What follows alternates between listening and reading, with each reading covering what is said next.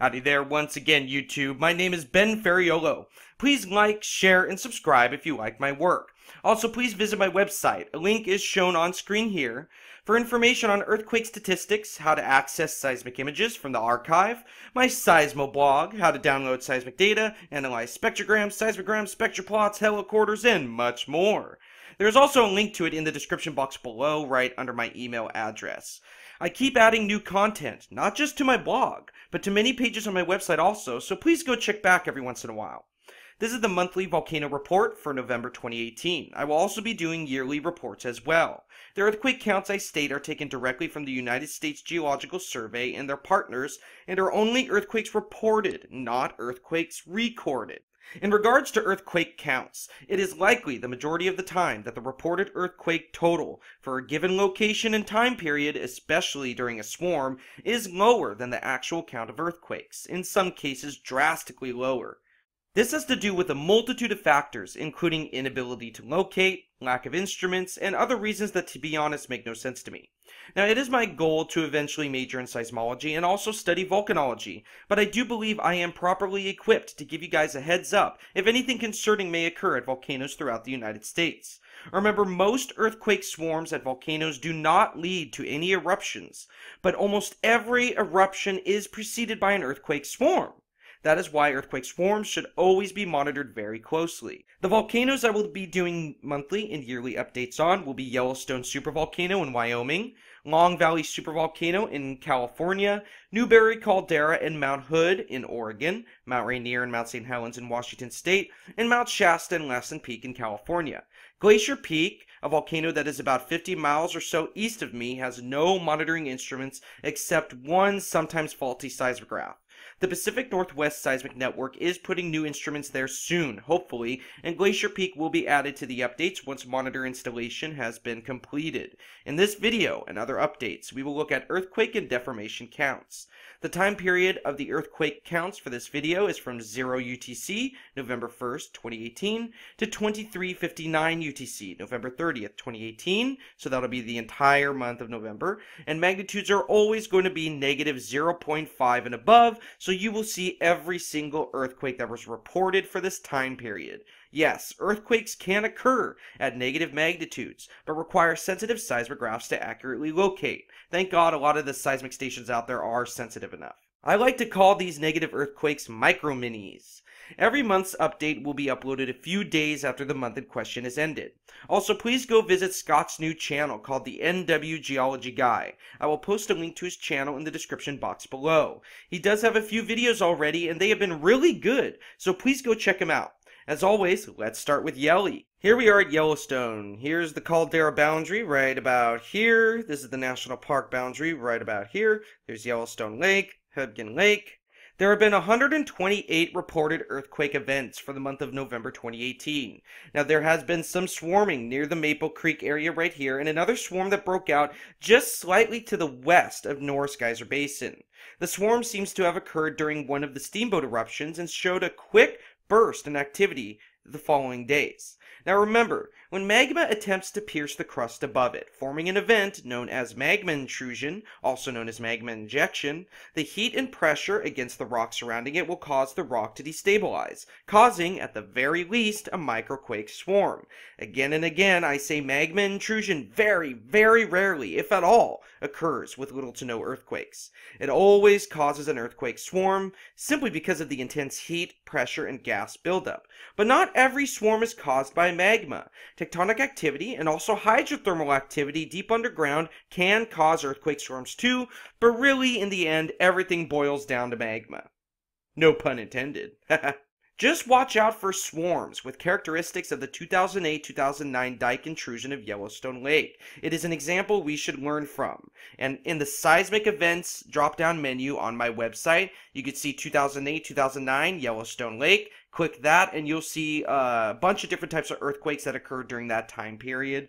So you could go learn from that. There's a bunch of plots there that you can learn from, so it's pretty cool.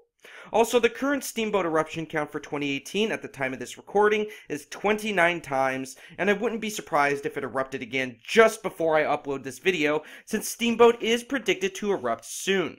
The amount of Steamboat eruptions has reached the all-time record, which was hit in 1964, and now also 2018. It only needs to erupt one more time. That's it, just one more time before the year ends for this to be the most active year of Steamboat geyser ever on record. Also, if you guys would like to see the seismic plots and heliquarter plots of every single Steamboat eruption since it started in 2018, please come to my page here. Just go to the description box below, click the link to my website, which is right under my email address. Go to the seismic events drop-down menu, and you can see here's 2008-2009 Yellowstone Lake. Well, I have Steamboat Geyser 2018, and just click that, and it'll bring you to this page right here. Let's scroll down real quick. There's a picture of Steamboat during a steam eruption. And as of 2:31 p.m. Pacific Time, December 4th, 2018, this is the most recent Steamboat eruption right here. But Steamboat is set to erupt very soon, so it could break the record any day now. So keep an eye on seismic station YNM, which is the closest station to Steamboat Geyser. And at the end of this eruption, you can tell there are some bursts in eruptive activity, which I thought was very interesting. You can see them at the end right there. And here is the heliquarter of that event. Here we are back at Yellowstone. Again, 128 earthquakes for the month of November. The largest event to occur in the Yellowstone supervolcanic complex was a magnitude 2.4 earthquake that occurred at 11 kilometers in depth on November 4th, 2018 at 1711 UTC. It struck right between the Maple Creek and Hebgen Lake area and occurred as part of the swarm that took place the same day in the same location. For your convenience, here are the seismogram, spectrogram, spectral plots for the largest earthquake to occur at Yellowstone within the month of November from seismic station YMC, You can tell mid-range frequencies. It did go above 25 hertz, so it's not really a low-frequency earthquake, but it did have dominant low frequencies. You could tell about, let's see, 2, 3, 4, about 5 hertz was the strongest frequency, and you could tell that right there as well. Here we are for the GPS deformation instruments for Yellowstone. Here you can see the Yellowstone caldera boundary. Yeah, pretty big. There's Yellowstone Lake. Let's go to LKWY just real quick. Go down to vertical. Here's the GPS deformation chart for the northern tip of Yellowstone Lake at station LKWY. Here is vertical uplift subsidence. The top two charts always is horizontal deformation, with east showing east-west horizontal deformation, and north showing north-south horizontal deformation as well. Our main focus here is usually the vertical chart at the bottom. In the last update, we saw that uplift could have been starting again, but it now seems the ground is starting to subside and sink once again. But remember, things like these can change very quickly. Also, let's go up a little bit, looking at the middle chart right here, which shows north-south horizontal deformation. The ground seems to be starting to head north. You notice that? No change really on the east-west horizontal deformation chart, which is on the top right here. For vertical deformation, from the top of the chart to the bottom, from right here to right here, we see a total of 0.3 meters. Let's go back real quick. Let's go to OFW2. Right here, let's go down. This is the GPS deformation chart for the Upper Geyser Basin, near where Old Faithful resides. We see sort of the same pattern here as well. Here is vertical deformation. It actually seems like this station is detecting slightly more subsidence than at Yellowstone Lake. At least that's what it seems. But last month, it looked like the ground was starting to head towards the north. You notice that? But it now seems like it has returned to the normal pattern of background deformation right here. And also east-west deformation isn't really changing much at all. Go down. The vertical chart right here shows a total of 0.25 meters from bottom to top. Let's go back. Go to WLWY, which is right here. Click on that. And here are the deformation charts for WLWY, which resides just a few miles northeast of LKWY at Yellowstone Lake. Again, this chart is uplift subsidence, or in other words, vertical. It seems subsidence has started again. According to the data, you can see the most recent data stream right here. It does seem like to be going down once again. But remember that these things can change very quickly. The north-south horizontal deformation chart is showing that the ground is slightly moving towards the north, while the east-west horizontal deformation chart is not showing much of a change. For the vertical deformation chart at the bottom for uplift subsidence, we see a total of 0.45 meters from bottom to top. Let's go back real quick and go to this one up here in the Norris Geyser Basin and RWY. Let's go down a little bit. And here's NRWY in the Norris Geyser Basin, near where Steamboat Geyser resides. Looking at the bottom vertical uplift subsidence chart, you can tell the period of uplift has stopped. Notice that it was going up a lot, and then it's starting to dip down for the most recent data stream. Whether this is a lull in uplift or a new subsidence pattern remains to be seen. According to the Yellowstone Volcano Observatory, the same pause in uplift occurred exactly the same time last year in 2017. So this could represent a connection to seasonal changes. That means uplift could start back up at any time.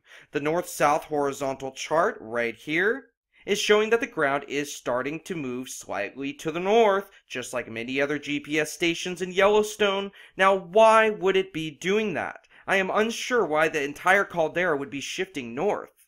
Very weird.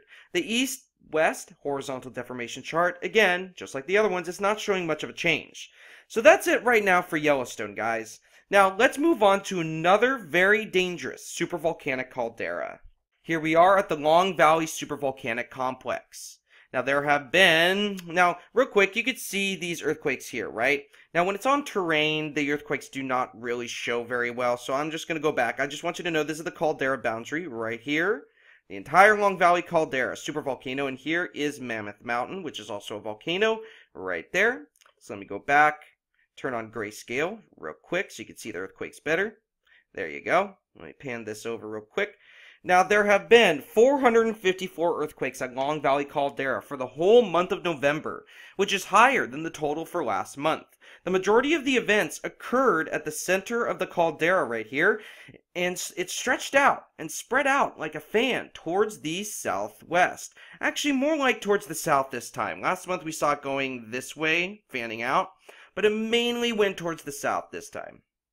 But usually when we see earthquakes fan out from the center of the caldera going to the south-southwest, coincidentally, it's basically the same way the ground is moving. From what I have seen, this fanned out area from here to here seems to be the area for the majority of the seismicity for Long Valley. The ground within Long Valley Caldera, as shown on the deformation charts in just a minute, is slowly rising towards the southwest, which is actually where we see the majority of earthquakes occurring, right on the deformation front.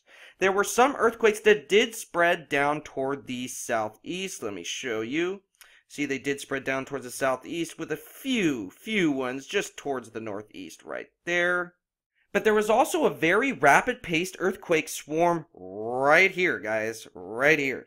It occurred directly under Mammoth Mountain, which resides on the southwest edge of the caldera boundary. There were over 100 earthquakes in just 24 hours. Now, I did talk about this in one of my recent videos, so just go to my YouTube channel, click videos, and look through my recent videos to find the title that talks about Mammoth Mountain. Just click on it and watch it if you want. The largest event for Long Valley for the month of November 2018 was a magnitude 2.5 earthquake at 2.3 kilometers in depth on November 1st, 2018 at 1328 UTC. For your convenience, here are the seismogram spectrogram spectral plots for the largest earthquake to occur at Long Valley supervolcano within the month of November. This was a magnitude 2.5 earthquake. It appears that there was a small aftershock no more than 50 seconds later. This earthquake had dominant high frequencies and appears to be a typical earthquake. Here we have the deformation charts for Long Valley Caldera. Let's go to P639. Let's go down real quick. Looking at the vertical chart for station P639, it seems uplift has been almost constant since this chart started in January 2014. It is likely this will continue and more swarms could break out at any time. Notice, however, that there seems to be recent spikes in both uplift and subsidence shown by the recent data stream. I bet it is no coincidence that seismicity has increased for this month along with a swarm at Mammoth Mountain, so we will see where this new trend leads. Now, it is my opinion, due to the sheer amount of magma at such a shallow depth, that the constant uplift is obviously being caused by increased magma supply to the main reservoir or chamber of Long Valley.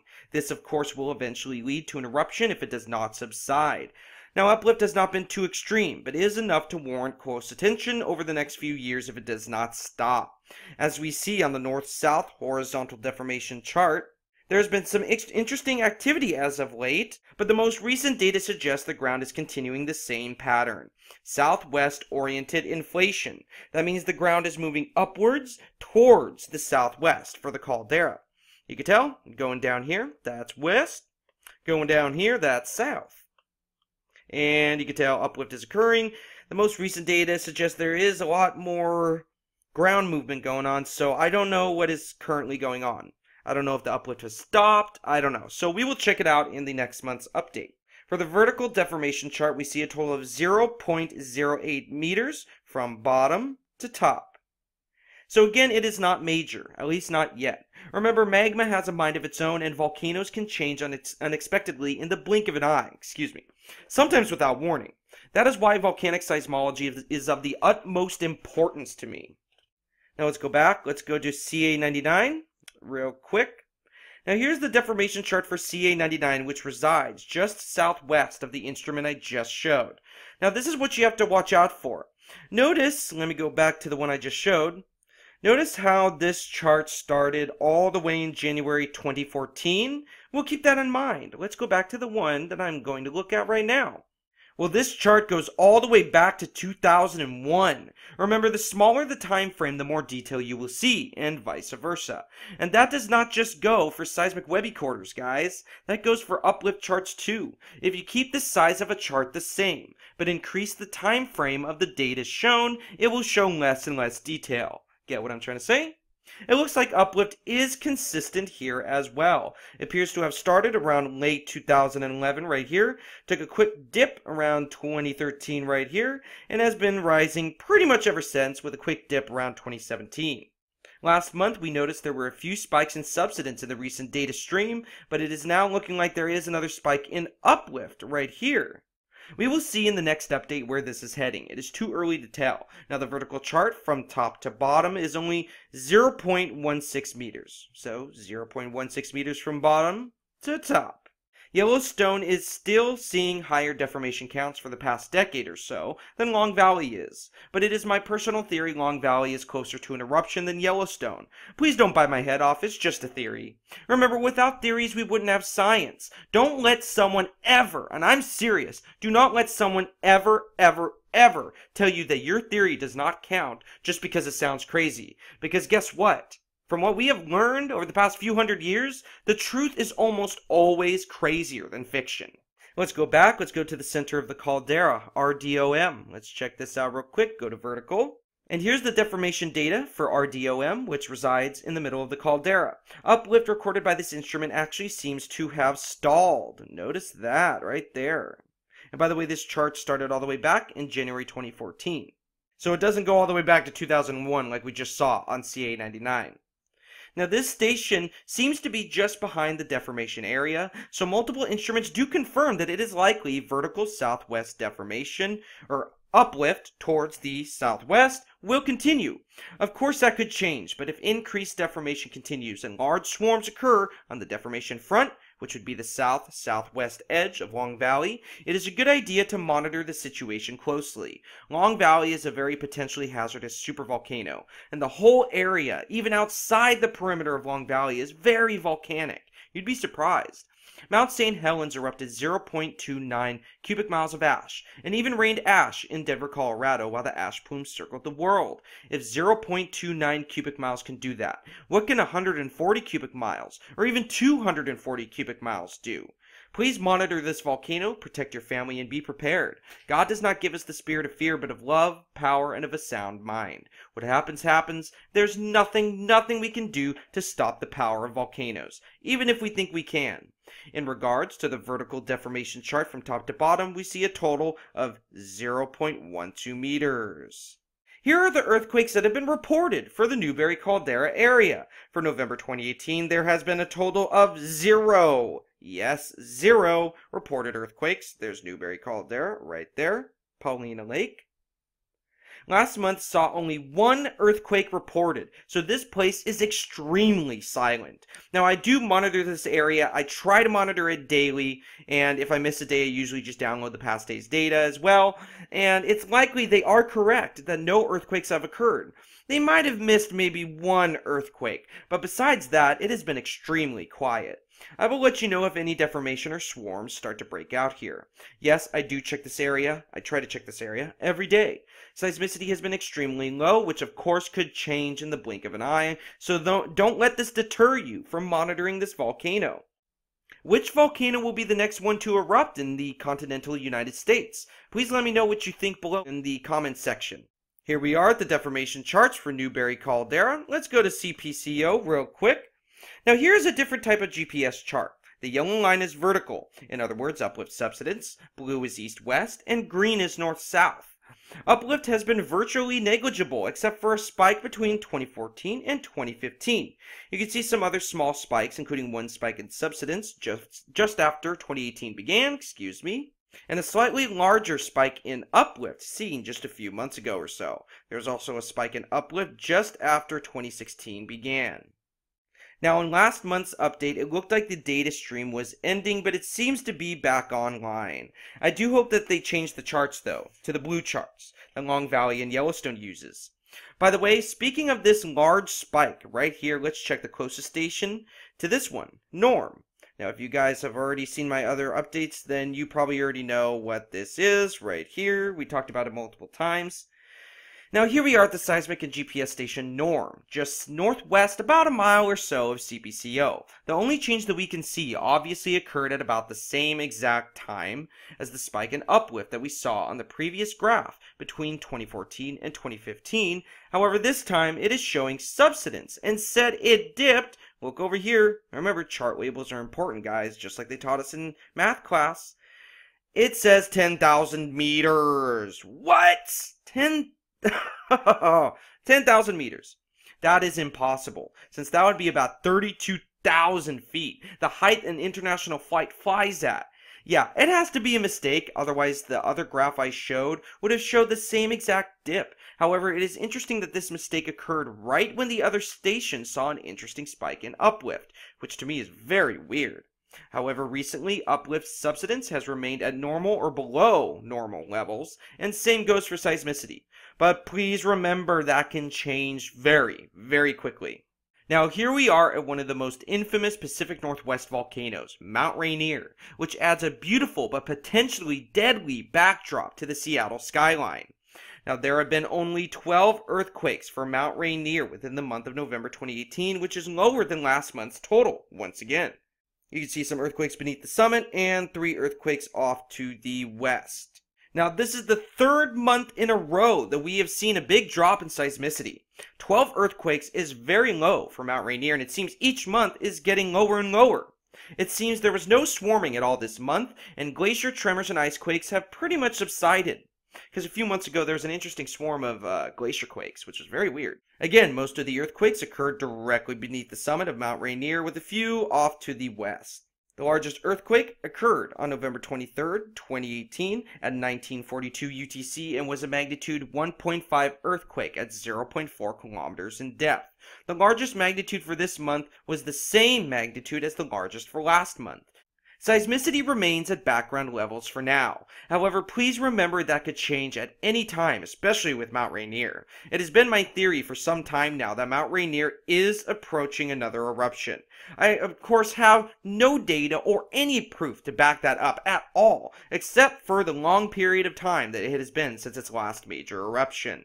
But yeah, I see Mount Rainier almost every day when I'm driving, guys. Yeah, it's a little ominous. I love seeing it, though. It's just beautiful. It's huge, but it's very ominous because I know it's pretty much one of the most dangerous volcanoes in the United States, if not the world. For your convenience, here are the seismogram spectrogram spectral plots for the largest earthquake to occur at Mount Rainier stratovolcano within the month of November 2018. This earthquake was a typical VT volcano tectonic earthquake. Typical high frequencies, however, notice how far the dominant frequencies went. Now remember, always pay attention to chart labels, guys. Always pay attention to them. Trust me, because usually the spectrogram plots I generate are usually up to 25 Hertz. I made this one go all the way to 45 because of how high the frequencies were right here. Now use the spectrogram and spectral plots and look at the chart labels, again, to understand the data. Of course, the strongest frequencies were below 15 Hertz. Let's see, 15 Hertz is right here. The strongest frequencies were below that.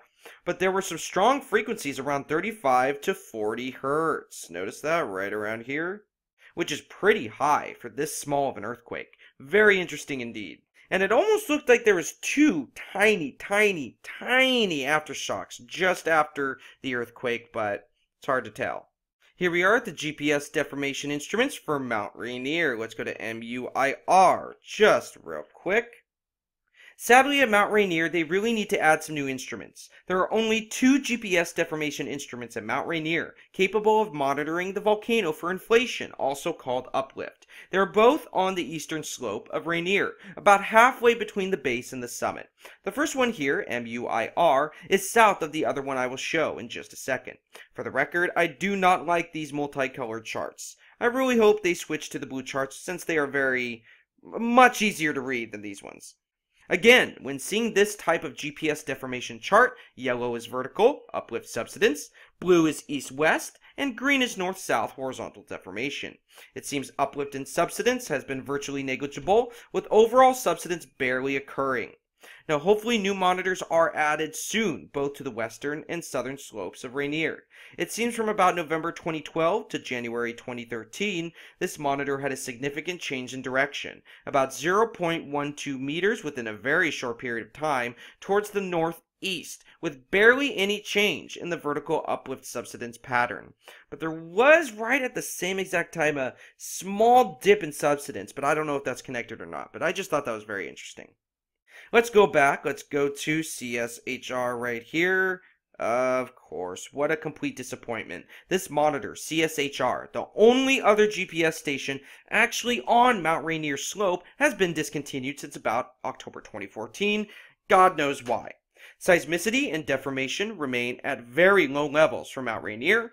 Of course, if any major changes occur, I will update you via my blog on my website and my YouTube channel. Mount Rainier is actually one of the volcanoes I monitor the most, besides Long Valley and Yellowstone, because simply it's just right next to me, guys. I mean, I live maybe 100 miles north of it, but still, it's just a beast. Here we are at Mount St Helens. I have the setting to terrain. Just know there is the crater right there. So let me turn on grayscale. It's easier to see the earthquakes when it's on grayscale.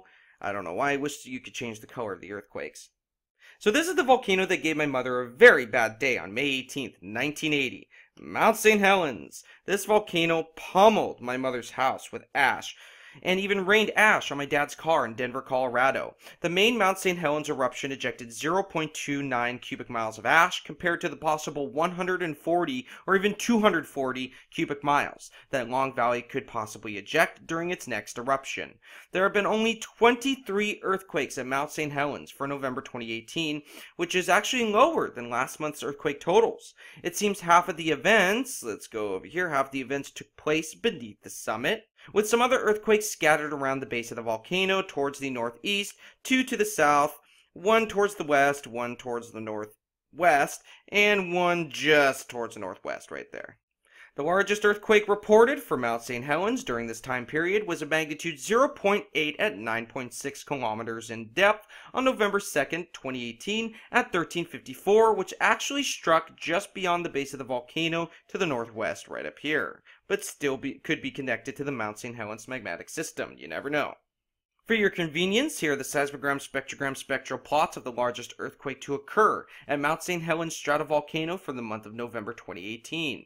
Check out the dominant frequencies of this earthquake, guys. This was a high-frequency earthquake, but frequencies are still a little higher than what I'm used to seeing for earthquakes with magnitudes such as this one. Notice how this goes all the way up to 35 Hertz. Again, this was a magnitude 0.8 earthquake at 9.6 kilometers in depth. The strongest frequency seems to have been 19 hertz. At least that's what the spectral plot is telling me. Here we are for Mount St Helens for the GPS instruments. Let's go to P697. Now there are no GPS instruments available to the public for the actual dome itself within the St Helens crater. I picked P697, which I feel is the closest to the dome, but it resides on the southeast rim of the summit. It looked like the data stream was ending in previous updates, right here, but it seems the data stream is now continuing like it should. Again, yellow is vertical, blue is east-west, and green is north-south.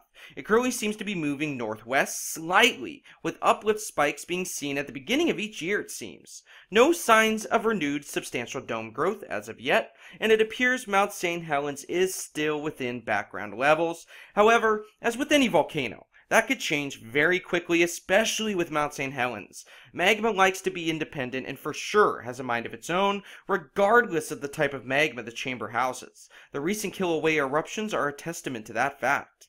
Here we are at the Mount Hood volcano in northern Oregon, which straddles the border between Washington and Oregon. There have been 6 reported earthquake events here. So you can see there's 4 right here, 1 directly under the summit, and 1 towards the northeast. Let me turn on grayscale just so you can see them better. There we go. Let me pan this over real quick. Now again, there have been 6 reported earthquake events at Mount Hood for the month of November 2018. And some of them occurred on the southern portion. Again, most of it, a lot of the seismicity lately has been occurring under the southern portion of the base, which I find is very weird. The largest was a magnitude 1.0 earthquake at 4.6 kilometers in depth, which occurred on November 17th, 2018. At 1325 UTC. Seismicity seems to remain at low levels, but is slightly higher this month than last month. I believe last month's total was 5 earthquakes, and this is 6, so that's just 1 extra earthquake. For your convenience, here are the seismogram spectrogram spectral plots for the largest earthquake to occur at Mount Hood stratovolcano within the month of November. This earthquake contained some pretty high frequencies once again, and it occurred just under the southern base of Mount Hood, so I guess this can be labeled a typical VT volcano-tectonic earthquake. Notice it appears there was a second earthquake, just barely. You can just barely see it at all. There's a second earthquake not too long after, but it appears to be extremely tiny, most likely at a negative magnitude. Here we are at the GPS deformation charts for Mount Hood. Let's go to P791 first, just real quick. Sadly, once again, it seems GPS deformation monitoring at this volcano is not as great as it should be. Only 2 GPS instruments, and they reside at the southern base. It seems instrument P791 was useless, much like we saw in previous updates, but they have finally fixed it and the data stream continues once again. Let's go back and go to MHTL right here. Click on it. This is station MHTL. It looks like deformation is basically negligible here, with some spikes in subsidence, which is also called deflation, after the start of 2010 and 2011, and after the start of this year, 2018. Since this chart began back in 2007, the ground has been slightly moving northeast, though at a very, very slow rate. Deformation and seismicity at Mount Hood remains at low levels, at least for now.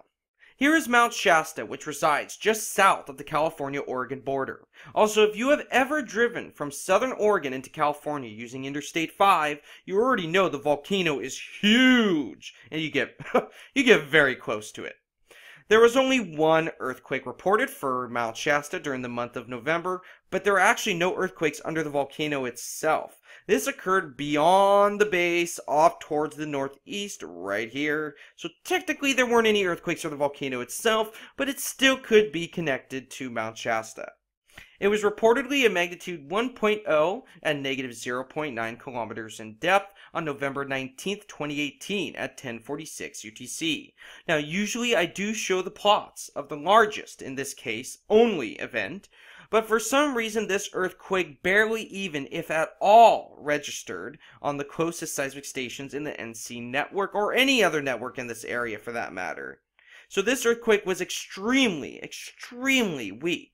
So weak that I don't even know how it could even be labeled a magnitude 1.0.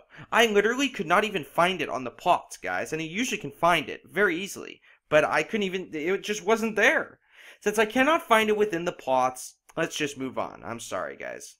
Here we are at the GPS deformation charts for Mount Shasta stratovolcano. Go to P657 and go down to the vertical chart right here. Once again, there are no GPS instruments available to the public on the actual volcano itself. There is, however, multiple GPS instruments around the base that, quite possibly, could detect new influx of magma within a deeper region. However, shallow deformation on the summit, a sign an eruption could be approaching, most likely would not be seen except with human observation. However, just like with other stratovolcanoes, seismicity would almost certainly increase prior to an eruption, so at least we have that. Now, it seems deformation and seismicity at Mount Shasta is remaining at very low levels, but it looks like there was an interesting and quick recent spike in uplift seen right here. See this dot right here? Yeah, very interesting. However, it was not major, and the vertical chart from top to bottom is a total of 0.07 meters, which is very small. And here we are at the last volcano in the update. Again, Glacier Peak in Washington State will be added to the update once new instruments are installed, but here is Lassen Peak, a volcano in Northern California just 60 miles southeast of Mount Shasta. So remember, Lassen Peak will be right here. Let me turn on grayscale, so keep your eyes right there. Remember, that is Lassen Peak right there. Let's turn on grayscale so you can see the earthquakes better. Okay, there we go. Alright, let me pan this over real quick. For the month of November 2018, 20 earthquakes were reported, which is slightly higher than last month's total, and higher than the previous month as well. At some of the volcanoes in the Cascades, we've seen pretty much 3 to 4 months in a row the seismicity has been dropping and dropping and dropping, but for Lassen Peak, a few months in a row now, it's been rising and rising and rising. Notice something interesting. Notice right here. It seems the seismicity appears to have been contained in a northwest to southeast line, which I find was very cool. The largest events were actually 2 magnitude 1.8 earthquakes that struck directly under Lassen Peak volcano. Remember, Lassen Peak is right here, struck directly beneath. There's the first one, and here's the second one. So they occurred in a pair.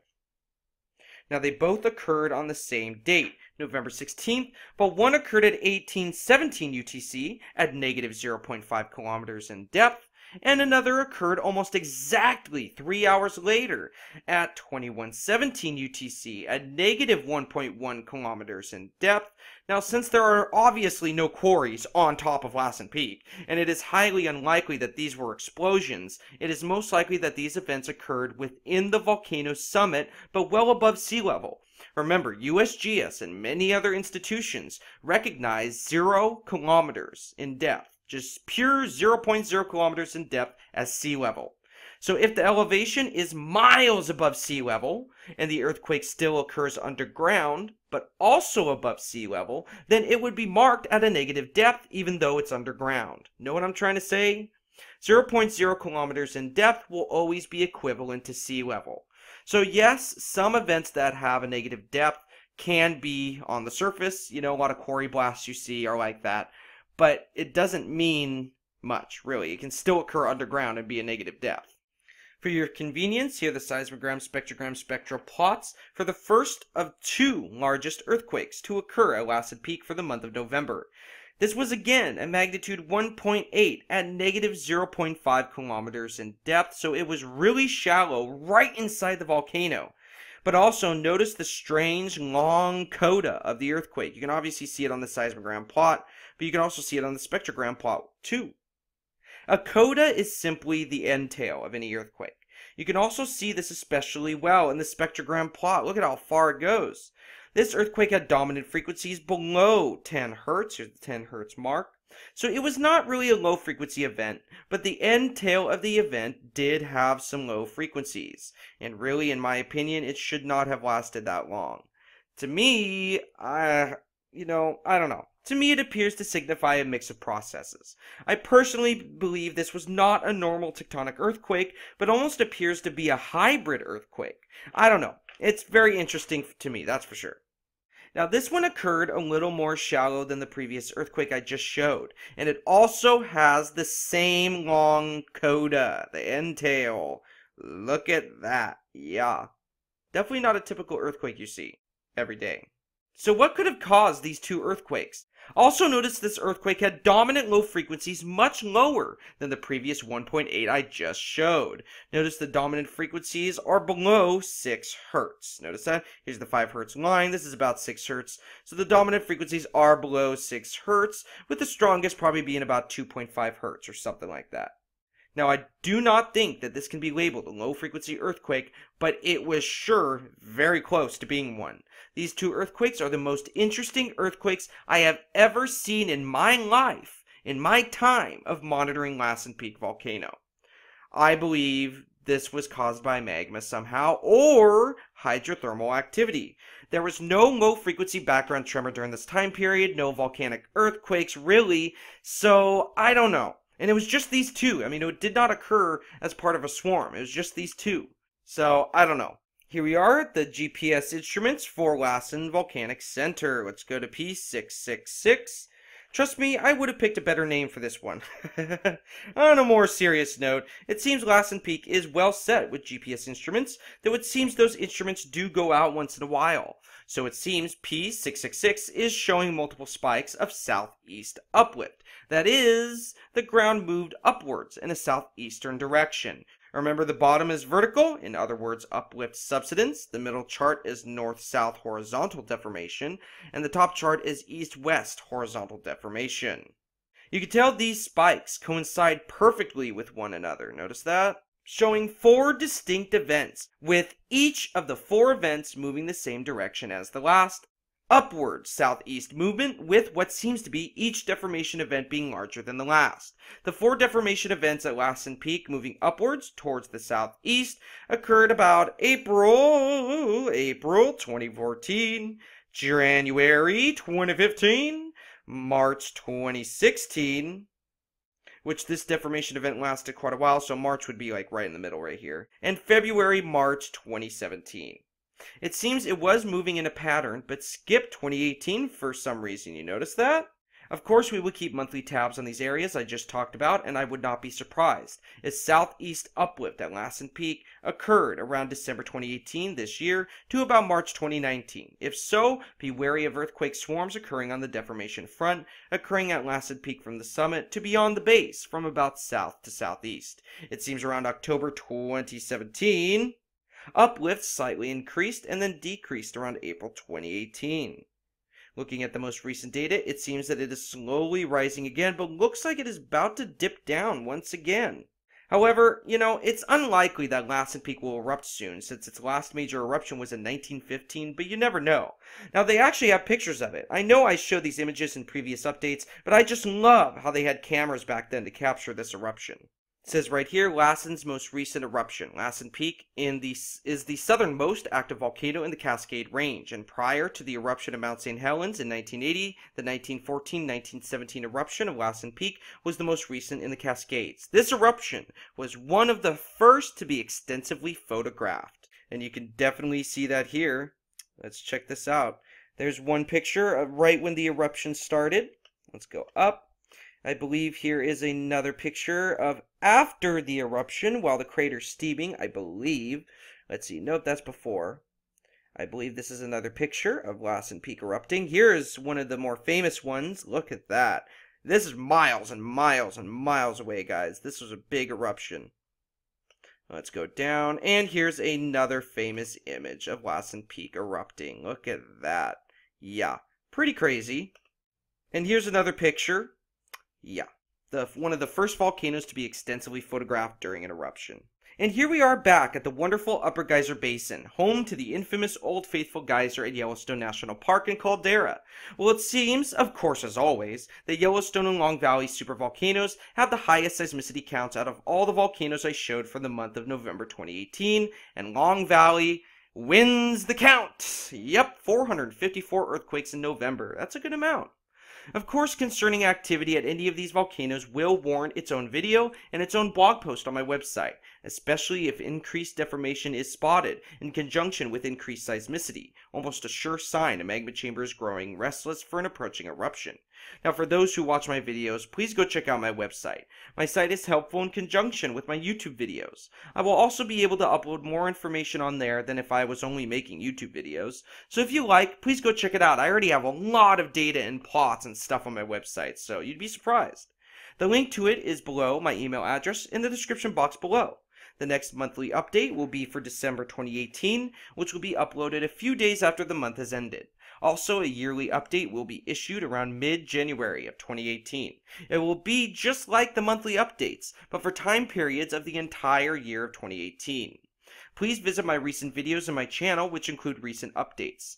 I hope to someday become more educated in regards to volcanoes and earthquakes, and hope to become a volcanic seismologist. Thank you all, and keep your heads up, and please be prepared with, at the very least, 3 days of food and water per person within your household. Please double that per child you have under the age of 12, just in case. Trust me, it doesn't hurt to have a bunch of food, guys, if something bad happens. If any mistakes have occurred or I'm wrong about something, please do not hesitate to let me know. I am a chill guy that is actually okay with constructive criticism. Sadly, the world, and especially YouTube, has way too big of an ego right now to think constructive criticism is a good thing. Especially many specific YouTubers. This is why I rarely watch YouTube videos anymore, guys. I simply rely on the data from my research while making YouTube videos and blog posts for you guys. I will always stand for the truth no matter where it leads. Why? Because the truth is considered hate or fear to those who hate or fear a specific truth. God bless. Have a very Merry Christmas and be joyous about the birth of our Savior, Jesus Christ of Nazareth, the Son of God. Ben Ferraiuolo signing off. See you later, guys.